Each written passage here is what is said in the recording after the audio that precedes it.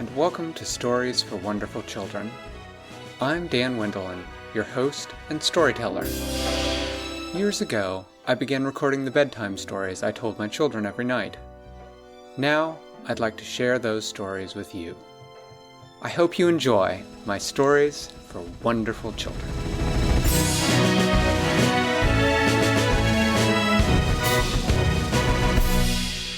There's a little girl named Winella, and she lives in a very special house, full of many special rooms. But the most special room of all is Winella's room, because everything in it is pink and blue. Now, one morning, Winella woke up a little late, later than she usually did, and when she slid downstairs, her mommy said, "Winella, I'm so glad to see you. Your daddy has already left for work, and I just realized that he forgot his lunch. He has to stay at the office today. And so I was hoping that you could take him his lunch." And Winella said, "Sure, Mommy." She said, "What are we going to pack Daddy for lunch?" And her mommy said, "Well, first, you go ahead and eat your breakfast. And after you've eaten your breakfast, you can help me pack the lunch." So You're going to take Joey. Winella sat down to eat breakfast. And she had some breakfast. For breakfast, she had a carton of yogurt and a little cereal, and she had some fruit. She had 1 grape, 2 cherries, and 3 blueberries. And after she had eaten them, she got up and went upstairs to put on her adventure clothes. She picked out her pink shirt that had several pockets on it and a secret pocket that you could only get at if you knew that it was there. And she put on her... Where was it? It was hidden along the seam of the shirt on the right side. Where? Like right in here. The seam is the part where, I see this? That's where the 2 pieces of material are joined together. And there was a pocket hidden in there. You could only find it if you knew it was there. And then she put on her very best blue skirt with the pink flowers that matched. And she went back downstairs. Her mommy had already packed a juice box for her daddy and a peanut butter and jelly sandwich. And she had also packed a cheese stick. And then she went to go ask Winella if she could go and get an apple for her daddy for his lunch, because he always liked to have an apple in his lunch. And Winella said, "Sure."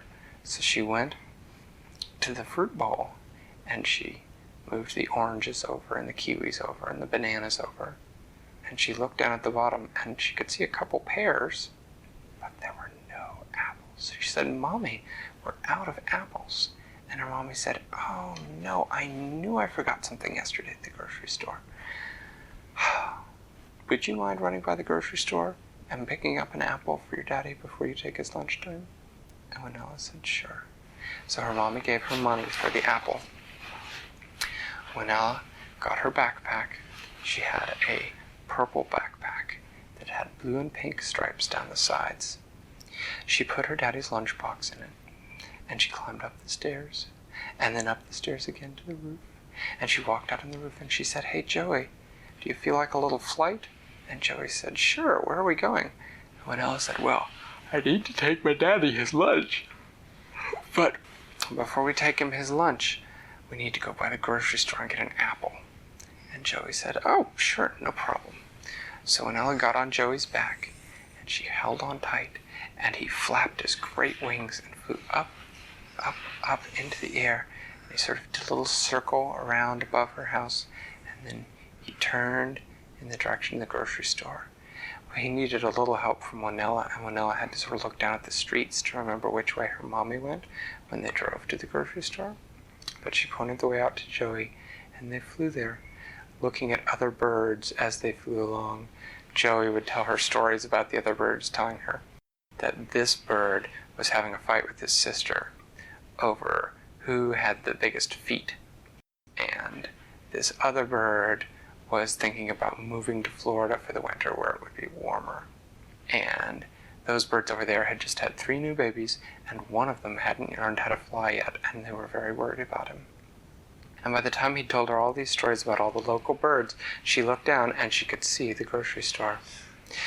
They circled down to land, and they walked into the grocery store. Winella got a little cart, and they started to walk in, and the grocery store employee said, "I'm sorry, we don't allow birds in the grocery store."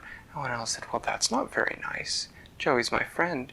And the lady said, "I'm sorry, it's store policy." And Joey said, "Don't worry about it, Winella. I'll stand out here. I sort of wanted to look at the plants here. I was thinking about having a potted plant up next to my nest to add a little greenery to the roof." And Winella said, "Okay." So she went in. She looked at the produce section. She found the oranges. She found the pears. She found the bananas. She found the mangoes. And she couldn't find the apples. Now, she'd been to the grocery store with her mommy many times before, and she'd always found the apples before. So she stopped an employee that worked at the store and she said, "Excuse me, where are the apples, please?" And he said, "Oh, I'm very sorry. We're out of apples today. The apple truck did not come. And so there are no apples." And Winella said, "That's terrible." She said, "Well, thank you anyway." And she walked back out of the store. She told Joey, and Joey said, "Well, what are we going to do now?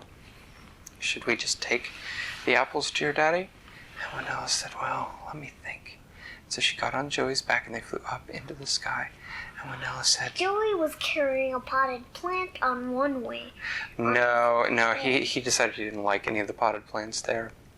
And they said that they would later go and take the Cat's Paw Highway to Flibbertigibbet's palace, because Flibbertigibbet has the best garden anywhere, and he would surely have a plant that he could loan to Joey, that he could give to Joey. So they flew up into the air, and Winella said, maybe we should try another grocery store. And Joey said, "I don't know, if the apple truck didn't come to this grocery store, I doubt it came to any of the others." Winella said, "Well, maybe we should fly out and see if maybe there's an apple farm." She looked at her watch. It was only 10:30. She said, "My daddy doesn't need his lunch for another hour. Why don't we fly around for a bit?" So Joey turned and he flew. And he flew and he flew and he flew.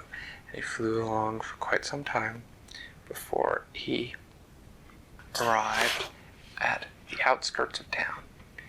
And they flew over a first farm, and Winella looked down, and it was a farm with wheat planted.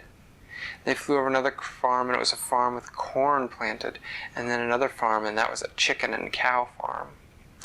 And Winella said, "I don't see it in any of these farms." So Joey circled around and flew along the edge of the city. And Winella said, "Wait, look up there. There's an orchard." And they could see the farm with all the trees on it. She flew down. She flew down until she got to the orchard, and she looked, and the fruit on the trees was yellow, and she thought maybe it's golden delicious apple. But when she got closer, she could see that no, they were pears. So Winella gave a big sigh, and they took back up into the air. They flew on, they flew on, they flew on. And Winella saw a farm that had soybeans and a farm that had sunflowers, and that was really pretty to fly over the farm that had all those sunflowers. And they flew on further, and then Winella saw something that got her very excited, because there was another orchard, and she could see, even from way up in the air, that the fruit on the trees was red. She flew down, and they were apple trees. So Winella picked 2 apples, and then she pointed Joey over to the house, and she knocked on the house door, and she told them her story about how the grocery stores were all out of apples, and about how she needed to buy apples for her daddy's lunch. And the man who owned the farm agreed to sell her the apples. So Winella gave him the money that her mommy had given her. Then she looked at her watch and she said, "Oh my goodness, it's 11:15. Come on, Joey, we gotta hurry." And so they flew up into the air. They flew as fast as they could. And Winella looked at her watch. As they were coming down to land at her daddy's office, it was 11:25. So Joey landed, and Winella took the lunchbox and the apples, and she dashed inside, and she ran up the stairs to her daddy's office, and she dashed in, and she was all out of breath, and her daddy said, "Winella, how good to see you. What are you here for?" And she said, "Daddy, you forgot your lunch, but I brought it for you." And she took out her lunchbox, and she gave him the lunchbox, and she gave him the apple, and she gave him a big hug, and he hugged her back, and he said, "Thank you so much, sweetie. I would have been so hungry without this." And he said, "And this is a really great looking apple. Did you get this at the grocery store?" And she said, "No." And she told him all about the story of flying around the city looking for apples until she found the orchard that had apples. And she had brought him an apple picked fresh from a tree. And he was so impressed. And then because she was running a little late, he asked her if she wanted to stay and have lunch with him. And she said, "Sure." And so he called her mommy to tell mommy where she was. And then Winella went downstairs and gave Joey the second apple to eat so he wouldn't be hungry. And she went back upstairs, and her daddy shared his peanut butter sandwich and his apple and his juice box with her. And then he gave her a big hug because he had to get back to work. And she gave him a big hug back. And she went downstairs to get on Joey's back. And together they flew back home. And that is the end of that Winella story. Thanks for listening to Stories for Wonderful Children. I created, told, and edited today's story. Questions and witty commentary were supplied by my children. The music was composed by Brandon Thompson. If you enjoy the show, please tell someone about it, or leave a review on your podcast provider. Our email is storiesforwonderfulchildren@gmail.com. You can also contact us on Facebook or Twitter. I'll see you next time.